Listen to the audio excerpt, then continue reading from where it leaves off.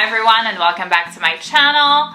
And if this is your first time here, then hi, my name is Lauren. And on my channel, we mostly talk about anything luxury, but we also discuss lifestyle and beauty. So if you're interested in any of these topics, please consider subscribing to my channel, and we'll get started with the video.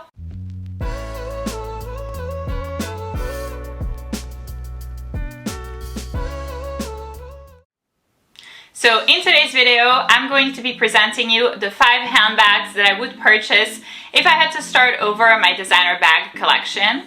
Obviously, I've started my designer bag collection a while ago, and along the way, I've definitely made some mistakes. I've bought a few bags that I didn't need, but these are the 5 handbags that I would purchase over and over again. So if you're curious to see what these are, then please keep on watching. So the number one mistake that I made, and I made this mistake several times, is buying for a price. And that specifically for me, or at least in my case, happened at the outlets. So obviously outlets are a good place to, go shopping, to have fun, to look at a few things, to even buy some stuff.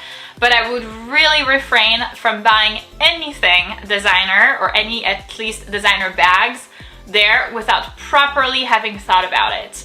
So this happened to me at least twice, if not 3 times, that I went to the outlets and that I found a bag that, I kind of liked. And I ended up purchasing the bag, not because it was going to fill in a gap in my designer bag collection, not because I was going to use it a lot, not because I absolutely loved it, but instead because I felt like the price was right. So I remember, for example, going to the outlets and finding like a Prada bag for, I believe, $1,400 at the time. And this was probably, I think, my second designer bag in my designer bag collection. So I was very new at this, and it was honestly a horrible idea. I ended up not wearing this bag at all. Maybe like 5 times or less. The color choice wasn't right, the sizing of the bag wasn't right in proportion to my body, and the only reason why, frankly, I purchased it was the price. So this Prada bag that I've been talking about is actually a bag that I have featured in a video that I have done on my channel recently that's titled Bags That I've Sold and Why. So if you're curious to see that video and maybe see the bags that I've sold recently and the reason why they didn't work for me, then I will go ahead and leave the link to that video in the little information link over here for you to see it. But yeah, frankly, for that bag, it wasn't a good idea, and honestly, the only reason why I purchased it was because the price was low or the price was reasonable, and that's never a good reason to purchase a handbag. So mistake number 2 that I have made in the past is forgetting to consider resale value. So obviously it's not going to be the most important thing to consider when looking at purchasing a handbag, but it should be something that you at least think about. And when I started, I honestly had no clue. Like, I completely forgot to think about that. I didn't know better. So for this, my illustration is the Yves Saint Laurent Kate bag. I have mine in size medium and it's in black. So this was one of my first expensive designer handbag. For me, it was expensive because, in comparison to, I think my first one was a Louis Vuitton Neverfull, then, this made it seem very expensive. So this was one of my first expensive bags, and I got it, and I didn't think about the resale value. So now I still have it. This is a bag that I haven't worn a ton. I've worn it, but I haven't worn it a ton. And honestly, because there hasn't been any price increases, or very few price increases from Yves Saint Laurent, this bag's resale value is not great. It's definitely a lot less than what I purchased it for, and this was back in the day, like maybe 7 years ago or so. So because I haven't considered the resale value before, now that I'm considering selling this bag, I'm like, okay, I could potentially sell it for this amount of money, but I've paid so much more in the past, so it's really not encouraging. So I would definitely recommend considering, or at least taking into account, the resale value of a handbag when you look at buying a bag at first. This should be at least in your head. and it really wasn't in mind because I didn't know better. It was my first time, you know, kind of buying a couple of handbags. I also didn't do research on the subject before, so at least if you're watching my video, you're doing research. So now that we've talked about doing research, my next mistake that I have made, and also several times, has been not doing proper research. So if you are of a size that is not the average, whether it's you're very, very tall, you're very, very short, you're very, very skinny, you're very, very chubby, regardless, if you're not like the norm, you really have to do like diligent in-person research. So personally, if you've been subscribed to my channel for a while, you probably know by now I am a giraffe. I am super, super tall. I'm 5'11" or 180 centimeters. So I am quite not the average in terms of size. And so when I do research and when I, you know, listen to YouTube videos about people talking about their handbags, when I look at like Instagram posts, everything like that, I now know in the back of my head that what works for these people may not work for me because of my size. And I think that when I first started my designer bag collection, this was something that I definitely forgot to take into account. So I would look at these videos and I would be like, okay, perfect.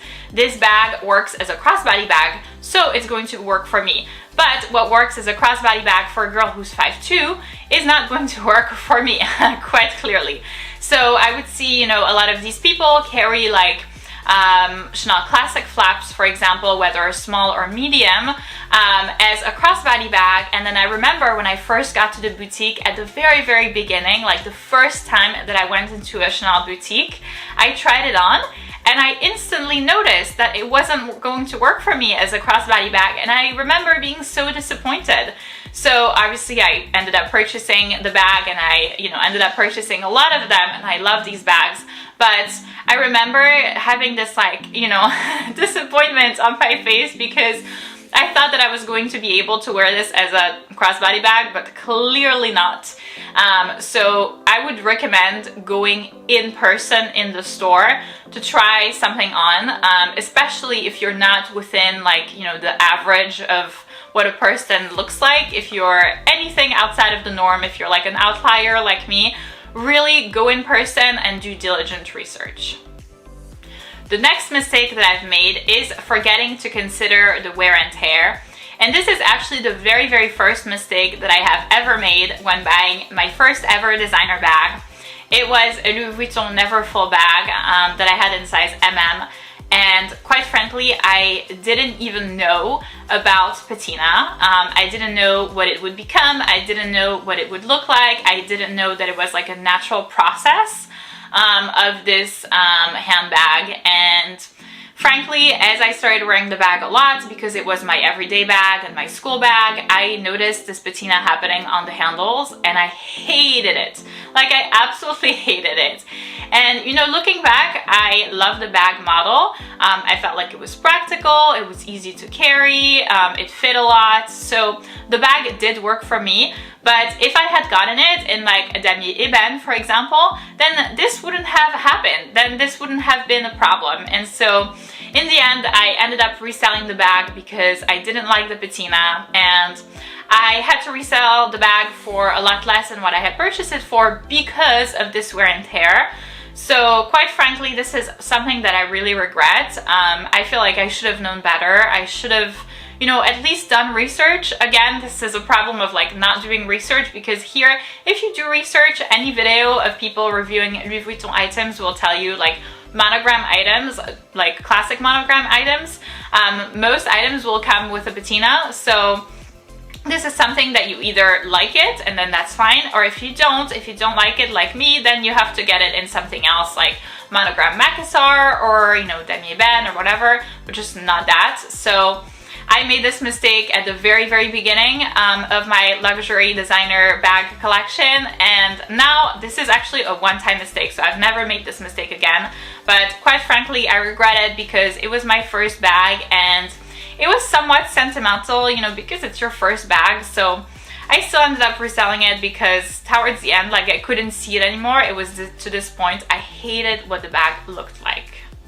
And finally, the last mistake that I've made is forgetting to consider versatility and practicality of the handbag. And for for this, I think the best example is this Chanel Deauville. I have mine in size medium in charcoal gray. So this is a bag that I was so excited to get. I felt like it was filling a gap in my designer bag collection. At that point, I had already acquired a couple of handbags, but I didn't have anything from Chanel that was casual. So I only had, I think at that time I had 2 flat bags. So this was going to be my casual bag, but the one problem, first of all, is the weight of this bag is horrible. It is incredibly heavy, and so it makes using this bag like a chore. It's so unpractical. It's honestly like the worst. So whenever I carry this bag, I feel like it's giving me an arm workout already. I hate it. I feel like it looks like, you know, you could see my muscles. Like, it's just not a look, and it's not nice. So that's one of the first things that I forgot to, you know, do research on is this bag practical? The answer, no. And then the next one is this bag versatile? And honestly, I thought that it would, but the situations in which it would do not actually apply to me, if that makes sense. So this, for example, would be really good if used as a diaper bag. But I don't have any kids, and I'm not going to have kids within the next, like, I don't know, let's say 2 to 3 years.